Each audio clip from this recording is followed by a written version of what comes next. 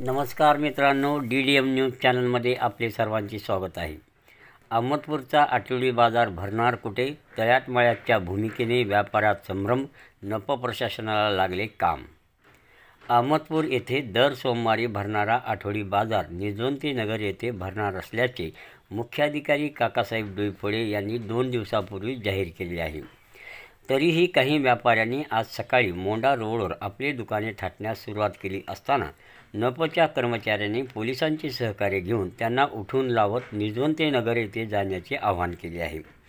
या सर्व गदारोळात खेडेगावावरून बाहेरगावाहून भाजीपाला व अन्य वस्तू विक्रीसाठी येणाऱ्या व्यापाऱ्यांना मात्र या तळ्यात मळ्याच्या स्थितीचा मोठा त्रास होऊन बाजार नेमका भरणार कुठे असा संभ्रम निर्माण झाला होता.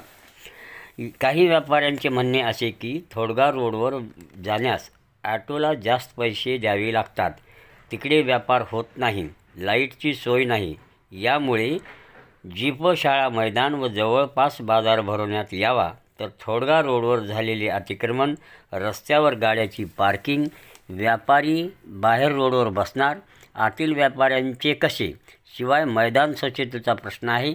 यामुळे आठवडी बाजारावर येणाऱ्या काळात कायमस्वरूपी तोडगा काढण्यासाठी प्रशासनाला प्रयत्न करावे लागणार आहेत.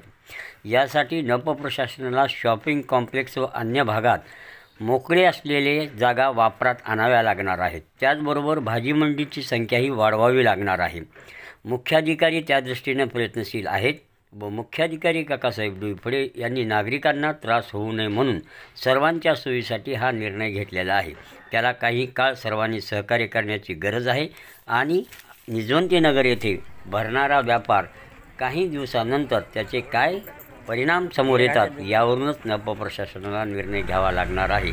असे असले तरी अहमदपूरच्या आठवडी बाजार व भाजी मंडी संदर्भात नप प्रशासनाला कायमस्वरूपी तोडगा काढावा लागणार आहे, एवढं मात्र नक्की.